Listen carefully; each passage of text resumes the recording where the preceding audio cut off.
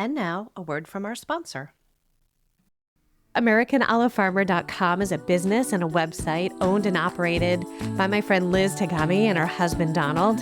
They live up in Corning, California, and I recently had Liz on the podcast where we got to taste some of her delicious olive oils, both the Arbequina and Ascalano varieties, and they're grown and made right here in California. Well, the oils were really just the tip of the iceberg because if you check out her website, you'll see that they import gorgeous balsamic vinegar from Modena. In fact, one of them uses 3 of my favorite Italian wine grapes as the base of the vinegar: Trebbiano, Lambrusco, and Sangiovese. I can't say that without singing. And while on their website, if you sign up to stay in touch, you'll receive their newsletter and you'll get the fantastic recipes that Liz and Donald have created using their beautiful products.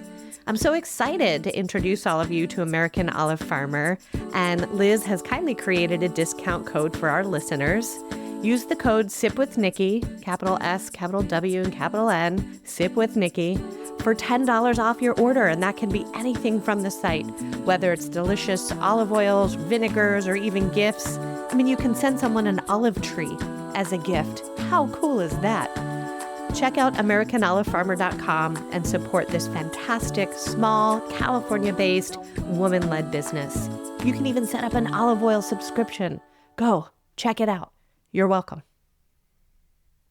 And now, back to our show.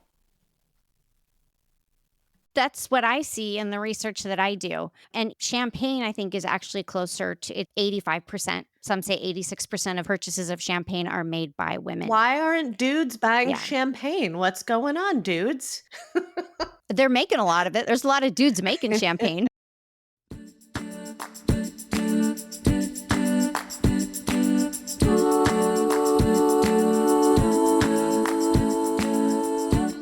Well, hello and welcome to Sip with Nikki. I'm your host, Nikki Lamberti, coming at you from Sonoma County, California.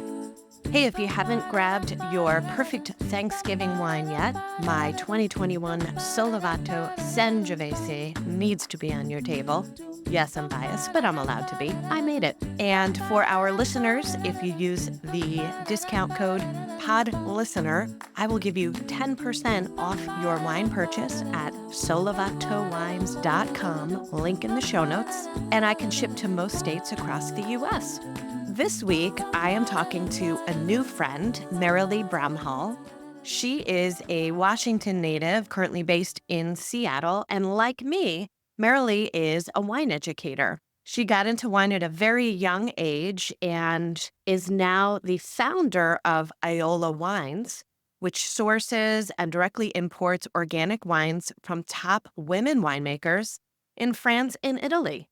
She has an online shop and wine clubs at Iola Wines. And today we get into what led her to that very specific niche of organic, women-made French and Italian wines only. And we talk about the imbalance of the percentage of women winemakers on this globe, of which I am proud to be one, versus the percentage of women that are making all of the wine purchases on the planet. It's a very interesting juxtaposition. We taste 2 beautiful wines, and yes, spoiler alert, I chose Italian. No disrespect to my French wine makers. We love you, but had to go deep in the Italian wines today, especially some Italian whites. And what's so cool is that every wine that Marilee sources, she has spent time on the property, meeting the families, in the vines, in the winery. So she's going to share some stories of the wines that we're tasting today. And finally, she's going to share her thoughts on making wine more accessible and more inclusive and less intimidating to everyone. And if you are a regular listener, you know that that is what I am all about here with this podcast. So she and I really had a lot in common, and I'm so excited for you to learn from Marilee Bramhall. Here we go.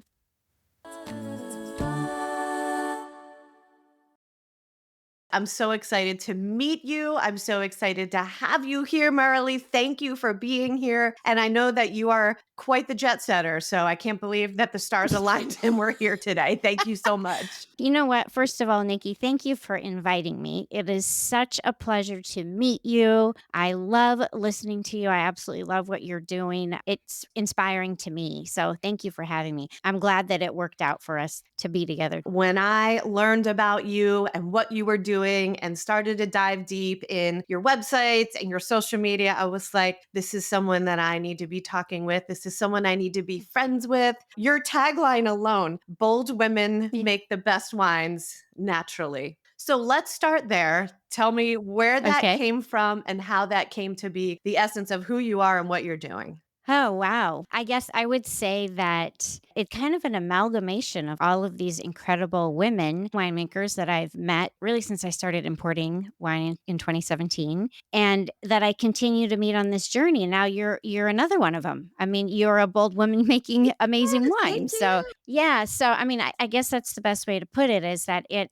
was a way to encapsulate what these women are doing. And because Iola Wines is 100% focused on wines made by women, and they're all women that are farming their grapes in a conscientious way, whether that's certified organic or biodynamic, or maybe they don't have the wherewithal to actually go out and get those certifications, but they're following those methods. And for a lot of them, it's really just kind of going back to the past to a more traditional way of farming and a more traditional way of making wine without additives. How Yeah. lucky these women and these wineries are to have you as an ambassador for them. Can you tell me a little bit about your wine journey in California and Washington? We both call ourselves wine educators. So, how did that come to be? Yeah. So before Iola, I mean, wine's been in my life forever. And Iola actually was my grandmother. I named the company after her. So family is a big part of my wine journey. The start for me was maybe more like what you would expect for an Italian or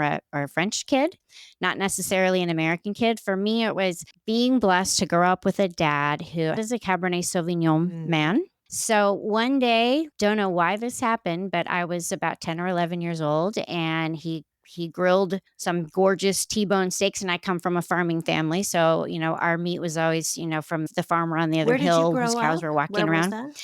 Well, I grew up most of the time. I actually went to school on the west side of Washington State in the Seattle area, but my family farm, we're a fourth generation family farm, is in Southeast Washington outside Walla Okay. Walla. I have tons of family still in that area, and we're still growing wheat and barley over there. So my dad grilled these steaks and he was pouring up some left bank Bordeaux. And for some reason, he decided I could have the tiniest How old were you? taste, like 10 or Okay. I love 11. it. And he didn't put any water in it or anything. He just gave me this tiny taste. And I still, like, if I close my eyes, I can still see my plate in front of me and the glass next to it. And, it was just so exciting to get that I was going to get to taste this. And, of course, I didn't have a palate for wine at that point. I was more accustomed to orange juice or milk Capri or, Sun. and Capri Sun, exactly, maybe a Cola every once in a Yeah. while. But it's for me, it was about what it meant.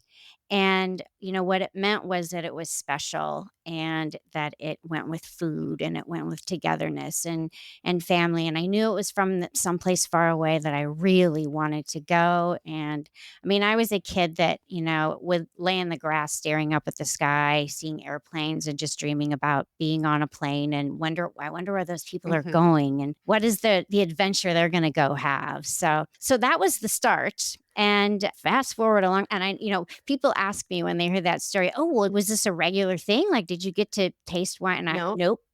It was a one and Okay. done. It never happened Interesting. again. Yeah. So for me, I did eventually go to France for the first time when I was 18 and completely fell in love with the country, the culture, of course. And a big part of that culture is wine. So when I went back and was living there during my university time, that was the first time I actually studied wine. It was really informal and it wasn't about wine. It was about an assignment I had to do for school. And I just happened to decide to do it about wine. So I ended up just doing a kind of a cursory overview about the Beaujolais. I met a woman caviste in Grenoble where I was going to school and bought a few bottles. And so I had some bottles lined up in my room a long time ago when I was living there for a while. And then when I came back, that's when I started working in the business here. And that was just under a decade for a large company based in Washington that also had holdings in Northern California, which, I mean, my dream was to be in Northern California where you are. Okay. Yeah. Never happened. Okay. It can still Never happen. I happened. have the spare room. I mean, we're here. We're here. Be careful. I might But get on you're a in a plane. beautiful place as well, right? We're not that Yeah. far apart from each other, from No, Seattle to Santa no. Rosa. Oh, So, fun. was French wine really the introduction for you between the sip that dad gave Definitely. you and then spending some Yep. time there? French wine was your entry into wine. It was, yeah, and then working in the business here in domestic wine and American wine, I got to taste so many great wines, and I had the good fortune to meet and talk with winemakers regularly in the work that I did, and, I didn't see a lot of women. I mean, we didn't have any women. We ended up by the time I left, that was when we had our first woman head winemaker, and, you Were you know, working for very a importer, a distributor, a particular winery? What was your capacity? Yeah, for a large Okay. producer with multiple Okay, got it. brands. And you were Yeah. not Mhm. seeing women in the winemaking or ownership No. capacity. Seeing them going for the positions, but not getting them. Women inside the business going for the positions, and the positions, generally they would go to a man hired from outside the company rather than a woman And inside. what time frame was this? Are we talking 20 years ago, more? Early Okay. 2000s, basically 20 Okay. years ago. Yeah. And you noticed that that was a big seed planted for the work that you do now. I think it was. And the funny thing is, at that point, it did not occur to me to question it. It was more something I experienced on a personal level because I knew these women that wanted the jobs and I knew how hard they were trying and I was rooting for them and, I believed in them. I knew they could do great work. And so it was personal in that way because it was just the connection I had with these women that were trying for these Mhm. positions. So yeah, that was definitely a seed planted and it took a long time to Mhm. germinate. But then when it did, oh Watch my, out. couldn't stop thinking about it. Yeah, couldn't stop thinking about it. I Yeah. know a little bit about long-term germination, Yeah. germinating of seeds. I have, Yep. and some of them are still in there, but a lot of why I am where I am and what I'm doing and making wine in the podcast even were just Yeah. being dripped and dripped and dripped on for a long time. And sometimes those are the most powerful ones that take the slowest amount of. Yeah, they are. Mhm. I think they take root and then it just is about being able to listen into to what's going on and taking those moments of quiet to listen. That's not really something I'm great at. Me So, neither. I'm probably slow. I'm a late bloomer. So we're talking about seeds. Just seeds. Put it that Yeah. way. So, okay, so French wine was the entry, but then of course there's a huge passion for Italian wine. You are not only a French wine Huge, ambassador, but an Italian huge. wine ambassador. You and I have both been guests with Cynthia on the Italian Wine podcast. I Yeah. just did my interview with her a Yeah. couple weeks ago. Our episode is not out yet, but we Awesome. have that in Oh, I common. can't I wait. clearly love Italian wine. The two wines that I Yeah. picked from your wonderful lineup are Italian that we're going to talk about. But how did that enter in? And then why did you decide to focus on those two, France and Italy specifically? Yeah. So what happened for me was 2008. There was the point where I got really curious. And I got to the point where I felt like, I need the origin story. I got to go to the source here. So I stopped drinking American wine and stopped buying American wine. And Blasphemy. I know, Blasphemy. I know, especially like, West Coast, Washington, California, Oregon, we had amazing wine here. But I felt like, okay, there's amazing, let's just say amazing Napa Cab available. But where was Cabernet Sauvignon actually Mhm, born? Where did it first show up on the planet? mhm. So that turned into focusing my purchasing and my exploration was focused on France, Italy, and Spain. France and Italy were the ones that really captivated me and they held on. They Mm. did not let go. I'm very interested in Spanish wine too, but logistically I can't take that on just yet. And then that turned into, getting to like acknowledging my inner wine geek. and deciding to, Oh, I have one of those too. Oh my yeah, goodness. yes. That's why we're That is sitting here why we're sitting together. here on a Saturday doing this, Mhm. right? Yep. Yeah, Yep. absolutely. Yeah, so that became studying in more what I call a scholarly Mhm. way, and then getting to the point in 2017 of deciding, "You know what? This is a moment for women, and what I know and what I'm passionate about is wine." So, this is, from my little corner of the world, this is what I'm gonna try to do to make a little bit of a difference somewhere. It's just to highlight and spotlight what women are doing in the world of wine.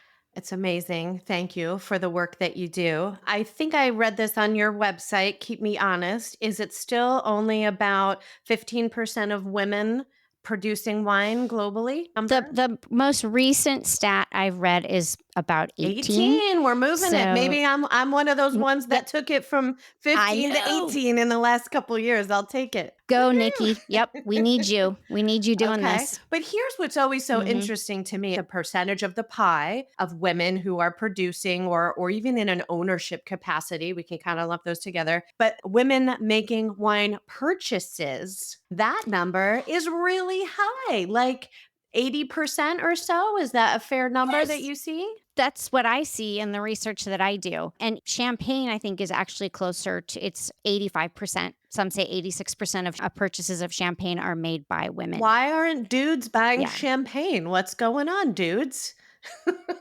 They're making a lot of it. There's a lot of dudes making champagne, but That's so yeah. interesting. Yeah. Okay, so So this leads me to my question, which is how do you think, and we're not going to talk about gender, men, women this whole time, right? But this is very interesting to me. How do you think that men and women approach wine differently?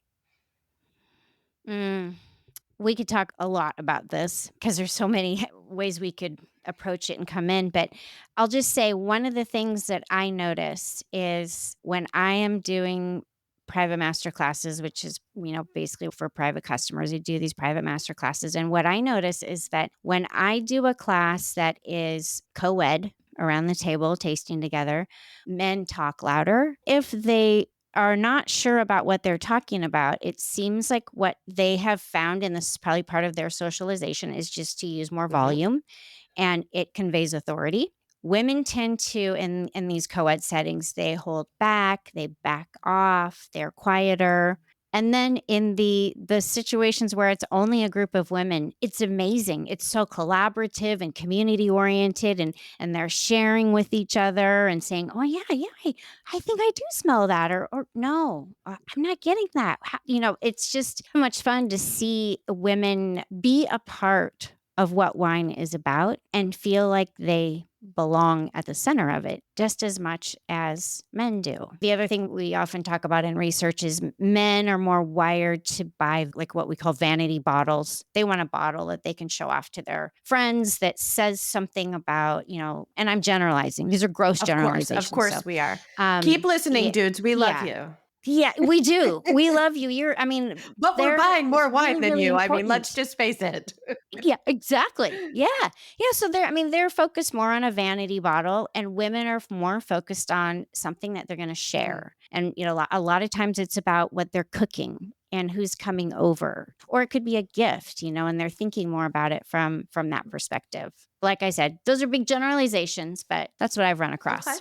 So 2017 is when Iola Wines launches. Technically, Iola didn't start till the pandemic. Okay. And what does your day to day look like? And can you share, especially as you were getting started and establishing these relationships, what did that actually look like to get it off the ground? Yeah. Well, of course, there's all the boring stuff that involves licensing and, where you're going to have your storage facility and that stuff's kind of a yawner, but it's really, really important Hmm. and necessary. And there's things at the state level and there's things at the federal level. So that was a big learning curve. Just, even finding people that I could ask questions of, that took some Yeah. time. Thankfully, I'm stubborn and I wouldn't give up Hmm. because I, really believe in this I project. think we have that in And common. then Are you also driven by the mantra of just figure it out? Like everything's figure outable. Exactly. I'll ask and I'll Google and Exactly. I'll maybe make it up, but I'll figure it out. There's an answer Yeah, somewhere. because I found that even with starting my own custom crush tiny boutique label, like, yes, I've studied at UC Davis, I've taken classes, there's instructions in that. But in the logistical licensing, how do Yeah. I do this? Where Right. do I store it? There was no guidebook. There's no manual. In Right. fact, I identified that. And No. one day I'm like, I'm going to create that. That's a great niche that actually needs like a how to. I don't have time for that That's a right great now. idea. But yeah, it was kind of like just fumbling Put it on the through. Yes, it's list. on the list. It was just fumbling through. So I think we have that in common, just that grit to Yep. figure it out and that stubbornness. I love that word Mhm. grit. And I think that is so much a part of women who are in the wine businesses, certainly women, of course, that are selling wine. But I think about women like you that are making wine. You got to have some grit to persevere and to put one foot in front of the other every single day. I mean, I tell people that, when I'm having a rough day and, things aren't going well, I pause and think about the women winemakers in Italy and France that I'm working with, and then I think, "Okay, I'm sure their day is much more difficult than mine. I can take a breath and get through this, and I'm in this, most of my customers are women, and so I'm in this for them, giving them the chance to drink wines made by women, that the grapes are cultivated in a thoughtful way and the wine is made in a thoughtful way, and so, yeah, I mean, it's a mission for the 2. I just think of myself as a link between the 2 of them. Another sort of phrase, subtitle that I came across, I think on your website, is just increasing access to women winemakers. So you just made me think of that. It is your work to find these producers, to meet them, to taste their wine, and then to bring it all together in the super easy, user friendly site of Iola Wines, where people can either join a club or do a single purchase or have a master class or have a tasting with you. So you're just streamlining it and saying, okay, wine drinker, here you go. I've vetted these for you. Is that a fair statement? Okay. Completely. Okay. Yeah. Boy, I might have to can I rip that off? Because that was really I think good. I ripped it off you. So we're collaborating. That's what we're doing. We're just collaborating. I think that's actually a perfect segue to maybe taste our first wine and do our first sip spotlight. Sip spotlight. My guess is you want to do bubbles first. Let's do the Okay. bubbles. So I opened my white, but I specifically waited to open my bubbles because I wanted to capture the pop on the mic Oh, because good. there's no better sound than that. And while I'm getting this cage off, why don't you think Americans drink more champagne sparkling? Why do you think it's still, for people that don't know, we're in the know, you and me. Okay. Why do you think Yeah. people wait for holidays and celebrations and anniversaries to pop a cork? Yeah, so this is a great conversation to have because I think this happens because we've been basically taught as consumers that that's the purpose of sparkling wine is that it's for we're celebrating at New Year's Eve or a holiday or maybe yeah, of course weddings, graduations, things like that. Like there has to be a moment for it. We've really been taught as consumers to treat it that way and also to think about I think just if we're talking specifically about champagne, we haven't really been taught to think about champagne as wine of terroir. Mm. And it so Mhm. is. And this is one of the drums I beat is thinking about, noticing and appreciating sparkling wine as being these are wines of place. I mean, this one that we're going to taste here in a minute is beautiful wine that represents the place where it's grown and lives. Ooh, there it is. Yay. Yeah, I mean, it's comes from above the Amalfi Coast in the Salernian hills of Campania, Italy, and I mean, you taste that when you taste this So wine. I have to tell you, when you gave me some options to choose for our recording today, and I was looking at them, this caught my eye for multiple reasons, but the Campania region is where my dad's side of the family is from. So just outside of Oh, wow. Sorrento, a little town called Yeah. Grignano is where my great grandparents are from. We were just there. I was there in June and July of this year on an amazing trip. We had an apartment in This is giving me Sorrento. I drank a lot of the village Grignano wine there, which is like a semi sweet, semi frizzante red. but we did Uh-huh. not have a lot of sparkling. So when I saw this, I'm like, oh, Okay. this is the wine of my people. Maybe my distant Yeah. cousins, the sisters that we're going to talk about, are making this wine. Yeah. But Yep. the correct pronunciation, so Oro de Hmm. Bal, That's Oro, it. O-R-O, de Bal, B-A-A-L, and it's Casa de Bal is the winery. I'm going to stop Yes. talking and sip this while you tell us all about this. Okay. Okay, well, we'll start with the fact that we were talking about where it's from, which is right near where your family is from, Nikki. So, in the Salernian Hills, one of the grapes that's native to this part of Italy is Fiano. I mean, this is one of the things I love about Italian wine is all of the native grapes that have been growing there for And so so long. many native Fiano's, Italian and so grapes. many, I'm just trying to learn them hundreds, and I'm like hundreds. scratching the surface. Yeah, exactly. Yeah. So Fiano is one that's native to Campania and has been cultivated there for quite a long time. And it's pretty unusual to find a sparkling Fiano. There isn't a lot of it made. So the sisters at Casa de Bal. Do you want the Yes. backstory of the Yes, winery? because Go I ahead. want our listeners to get these wines. So I want them to Oh, hear the backstory from you because you've been there and spent time with them, right? I do. Yeah. So if you're drinking a wine from Iola Wines, you can count on the fact that I've been there. I've been in the vines. I've been in the cellar. I've spent time with the women. I have relationships with these women. And I love to say to people, it might be just a bottle to you, but to me, there's a woman behind that bottle and you know how hard they're working because you're doing it too. So Casa de Bal was started actually fairly recently. They've been cultivating grapes for quite a while and just saving some for the family and then selling to the cooperative. And it was started by Laura and Francesca's father, whose name is Annibalo, and he is named after the great general Hannibal. We call it in English Hannibal, but Annibalo. So that is why it's called Casa de Ah. Bal, which is an abbreviation of his name. And this wine is called Oro de Bal because it's the gold. And these are golden, beautiful bubbles. So, Is this an um, the, elephant silhouette on the label? A little gold yes, elephant with bubbles a coming little out of the gold top? elephant.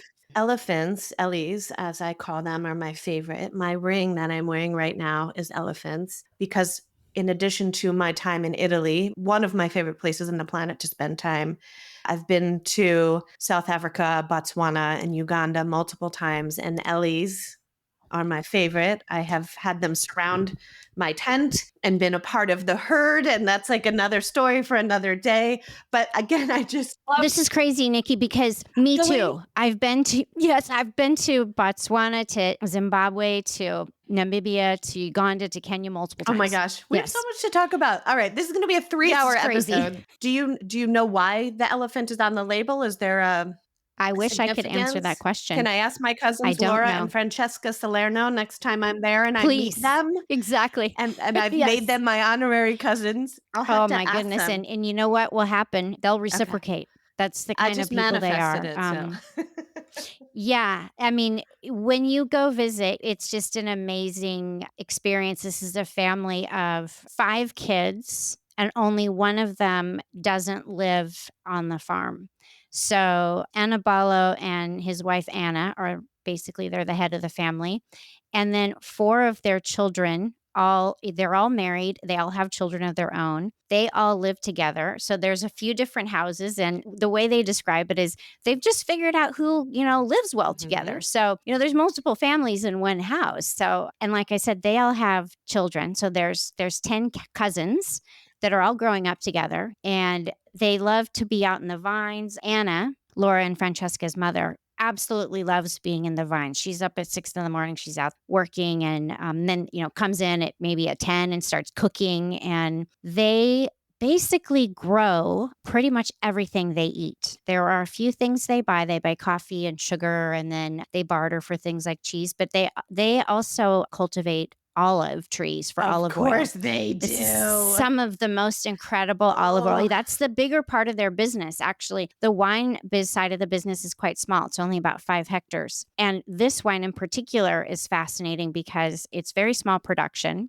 and everything is done by hand. So we're talking about hand riddling and hand disgorgement, which is very, very unusual. I mean, for example, if you're buying champagne, all of that is done by mhm, machines in mhm. champagnes because they're making champagne in quantity, whereas this we're talking about a couple thousand bottles a year Wow. maximum. So Oh my yeah, gosh, it time makes me I'm love it even thrilled. more. They're in the process of biodynamic certification right now. The farm, there's so much biodiversity. I mean, fig trees, lemon trees, of course, all the olive trees. They have an enormous garden where they grow tons and tons of tomatoes, and then they prepare and can tomatoes and tomato sauce so that they have it year round. They raise a few cows and pigs every year for I'm meat. going to go stay there with them.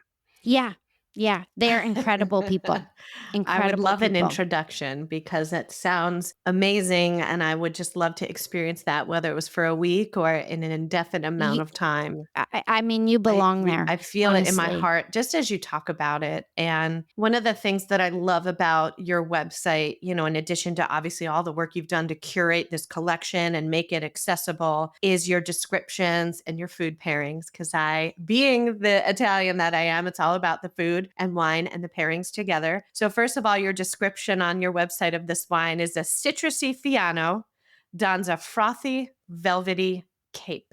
Absolutely. I mean, it is frothy and velvety, and the counterpoint to it is the minerality with this wine and the saline and the sapidity. I mean, that's something that I find so often in Italian wines that sets them apart and makes them different. The other thing I love to talk about with regard to Italian wines is the white wines of Italy. Fiano is a wonderful example of a white Italian grape that makes incredible, beautiful, age-worthy wines. And that's, a lot of times it's surprising to people. It's easy for us to think about red wines from Italy. And I think that for most consumers, that's just, kind of where their mind goes is, oh, Italy, red wine and pasta. But there's so much extraordinary white wine. And I think this is a wonderful example It's of one of those. beautiful. You said salinity, and was there a second word that you said? Let's talk about that word. Yeah, Mhm. sapidity. This is a word I learned from Italians to describe wine, and the way I experience it is sorry, my mouth is I watering know after that it that literally wonderful is sip.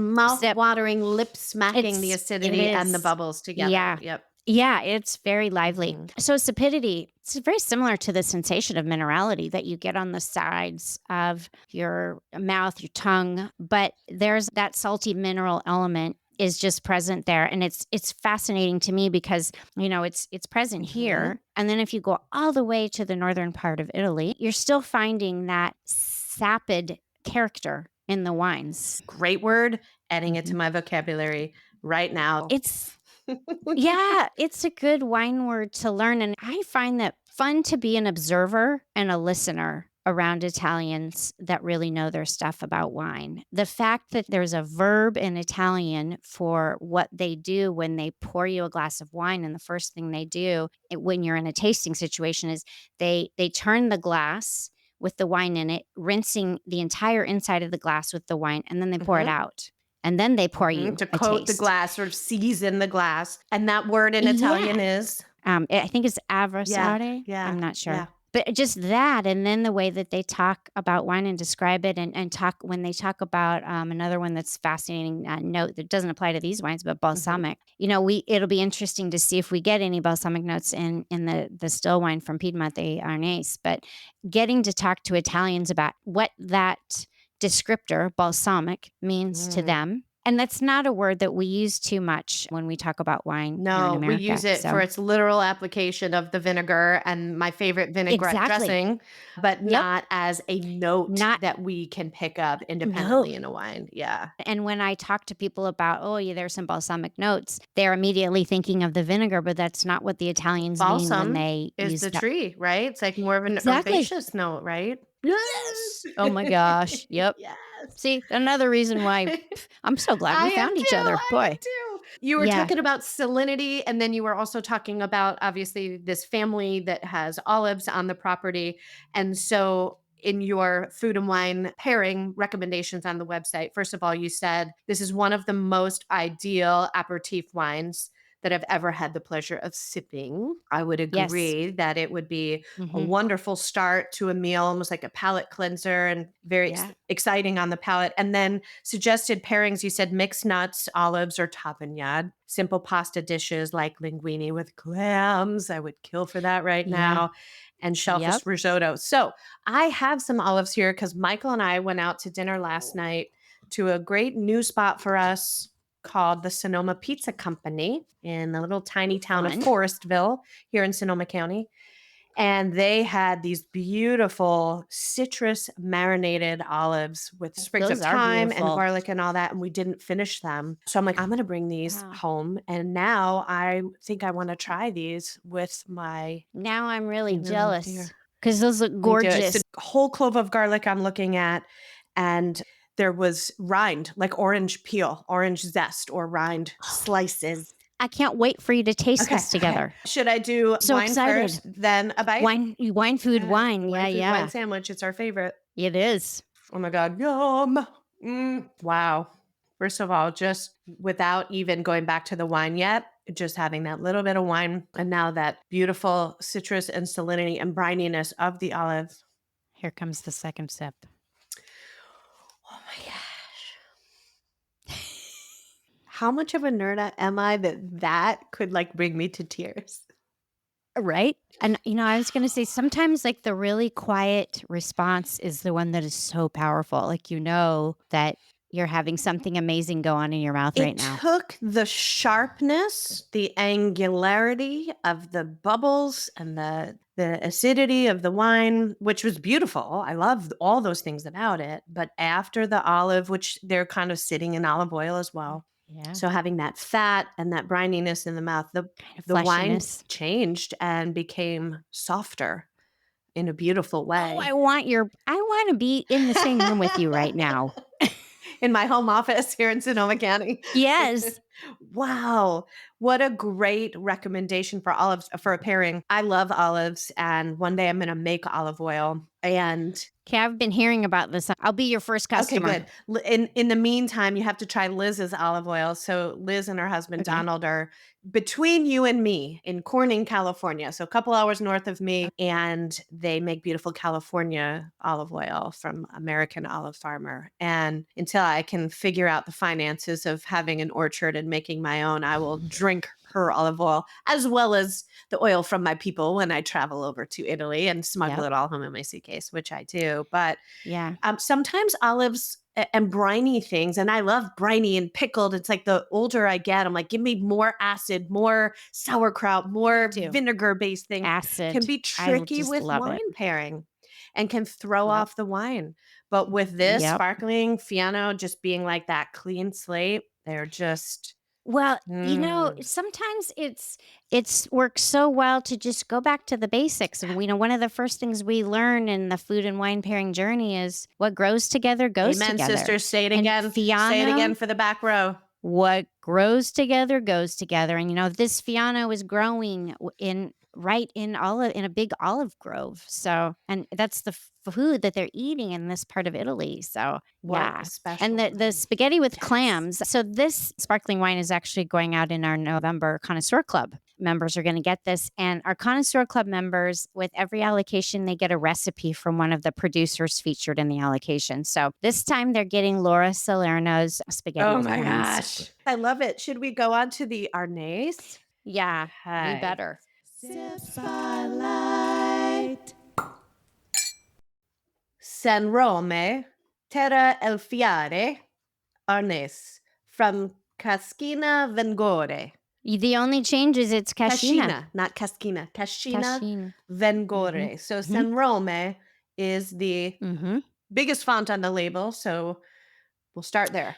Yeah, so San Rome is the area, and it's actually was kind of a Roman crossroads. So there was a Roman road through this area. Obviously, that's a couple thousand years ago. And then the interesting thing is that the Terra Alfieri DOCG is relatively Mhm. new. It's the DOCG was formed, and I think it was 2014. So that's it's just a decade. Granted, it takes a long time in Italy to actually they go through a long process of applying and proving that there really is a reason to create a DOCG it takes quite some time to actually have that granted. But the idea is that the wine grown from this DOCG, this Arnaise, is of the highest quality. And this one it's such a fun wine. This is another great example of Italian white wine that is so exciting. And of course, once again, we got sisters. We got sisters in Campania and then I sisters am in the Piemonte. middle of three sisters. No Oh, surprise wow. about the middle child part, I'm sure. But I love that I gravitated towards one I knew, one I didn't know until I dug deeper, that these are made by sisters. Do you know that Yeah. song? Sisters. Oh, yes, I Okay. do, from White Thank you. We sing Christmas. it in my house all the time, especially at Oh my Christmas. gosh. Yep. I don't know if I have to now pay Can't believe you rights know that because I song. sang it on the podcast. I don't know. We'll deal with that I later. I can't believe that you know that song. Boy. So this is not a sparkling. This is now a still white wine. Arnaise is the grape, and your description is bright, crisp, and smile inducing. Yeah, I mean, I love this wine because it's multidimensional and it's easy to love. The other thing that's, wonderful about this wine is there's some foods that are particularly difficult to pair with. And I'm probably jumping ahead now because I'm already talking about food. But, there's some foods that are difficult to pair with. And this is a wine that will do really nice job with some of those more difficult things like, Mm, artichokes or mhm. asparagus, some of the Bitter the greens. green exactly, that can be complicated with wine, and this is one that will get you Mm. there. Yeah. Growing up and doing weekends and holidays with my dad's side of the family, who lived mostly in Brooklyn, my grandma Josephine, my aunt Vivian, who was a great cook, 88 years old this year, artichokes were always on the table. And in the true sort of Italian American butchering of Italian, like menegot and rigot, they would say cacciofola. We're bringing Okay. cacciofola. And it's not until recently as an adult that I actually saw the Italian word for artichoke. And I was like, oh, that's what they were saying. It doesn't look like that at all. But That's so we still funny. make them to this day, stuffed with breadcrumbs and herbs and butter and Oh. baked. And, I was probably scraping artichoke leaves as a 10-year-old, like you were sipping Bordeaux. A little different than our counterparts who were eating fruit roll ups. Right. Exactly. Yes, exactly. So I could see this I mean, pairing beautifully with that. I'm going to bring this to Christmas when we have stuffed artichokes and introduce the family to the cool. pairing. Yay. Yep. Arnaise is a grape that I know of just from wine studies, but have not enjoyed a lot of. And Okay. it's from the Piemonte, right? Piedmont region, Yeah. which people know, of course, Mhm. Barolo and Barbaresco and the Nebbiolo grape, Yeah. which are some of my favorite Italian wines Me outside too. of Chianti and Tuscany. Mhm. But this is from that region, also the region of truffles. Also the region of And I haven't truffles. been to Yeah. Piedmont yet because I keep going back to Campania and to Tuscany. So it's happening. Nikki, let's Okay. go. Okay, Let's it's go. happening. I think we need to go. Well, I would love to go visit this Yeah. family. So tell me a little bit about, besides just knowing that they're sisters, what have you picked Sisters. up from your Yeah. time with this family? So, one of the things I love, Lucrezia is the one that she's really the leader. And she is particularly fascinating because she has been a vegan since the age of 12. Growing up in an Wow, Italian that's tricky family, to you do know, in Italy. yes, very, very. And so that was one of the, when she told me that, I was like, wait a minute. Okay, this is And she fascinating. didn't How get is this kicked out of the working? family? No, no. Yeah, she said it took a while, for people to get used to it, but that is why this wine has on the back of the label, you'll see it's has a certified Oh, vegan yes. Yep. Yep. emblem on it. And that's was very important to Mhm. her. Things that they're doing in their vineyard that I love. They've created frog habitat and they've got solar cells out there and they're using that to help them keep track of things like temperatures in the vineyard. They just use the solar power to do that. The other thing that I really love, and you mentioned truffles, so I have to talk about Please. this. They've decided to plant a big grove of hazelnut trees. And, hazelnuts are a big part of the food culture in Piemonte. As a result of planting this grove of hazelnut trees, now they have truffles Because they as just well. naturally propagate around where hazelnut trees are growing? Yeah. Wow. Okay, now I'm really gonna Yeah. go So visit them on the same trip. it's I'll just go south a and little then side north. benefit. Yeah. I know. I would love to spend months in Italy just visiting these places that are really extraordinary and places, you go and you just don't forget. You just don't forget it. The images that show up in my mind when I'm smelling the wine and tasting the wine, just they're indelible. They're ever present. Yes, I one day hope to live there and make wine and make olive oil in Italy. Oh my That's the goal. Where do you wanna be in Campania? Yes, until this summer, we visited Sicily for the first time, Oh, and I geez, left a piece of yeah. my heart in Sicily. Yep. Just Mount I Etna. got some Sicilian wine I really want you to Oh, taste. yes, I Wine grown on Etna that's not Etna Bianco, a different okay, one. I would love to taste it. It's I was obscure. Yeah, mesmerized with our time in Sicily. We did a wine tasting. I have to give a shout out to Maurizio. He was our tour guide for a day, and he awesome. listens to the podcast in Sicily, and he's going to be a Oh, guest one so day. Well, this wine is beautiful, and I need to drink more Arnais, and I think that I yeah. am now dying to try this with some artichokes and even Yep. grilled asparagus with olive oil and salt, right? Like a little char Yeah. on the asparagus. So, again, I'm going to put the link in the show notes for both of these wines on the Iola site so people can find them. But they also need to read about your great wine clubs that you have because you have different themes, different assortment, different amounts, different frequency, and you even have a champagne Yeah. club. And like, who doesn't want to be in a Yes. champagne club, right? I'm telling you, there are so many women in Champagne. I keep meeting amazing women in Champagne. So it started out as sparkling wine club, but it had to become all champagne because women are doing incredible, incredible things. What do you want our listeners to know about what you do, what you're giving them access to, just what's happening in the world, maybe that we haven't touched on? Yeah, I think the most important thing is for people to feel that they are welcome in the world of wine. Doesn't matter who you are or where you came from. If you're curious and interested, then you are welcome. And what I'm trying to do is, in any way that I can, is just democratize the world of wine so that everyone feels like they are welcome and belong. And if they're curious and there's so much to learn and experience, all you have to do is show up with a little curiosity, and you will be so richly rewarded, both in the people that you meet and the places you go, but also just the sensory experience is fantastic. And the other thing I'll say is, a big part of the master classes that I teach are making sure that people who struggle with, naming aromas and getting into sensory analysis of wine, people that struggle with that, it can be a barrier and make them feel like they're on the outside looking in. So what I love to do is find other ways to help them engage with wine. So rather than thinking about aromas, I have people, I bring in little pieces of fabric and have people touch the Love fabric that. while they taste so that they're engaging with texture. I have people, when they taste, close their eyes and see what comes to them. Sometimes it's shapes, colors, and I actually work with a woman in Champagne who this is how she approaches tasting as well. And it was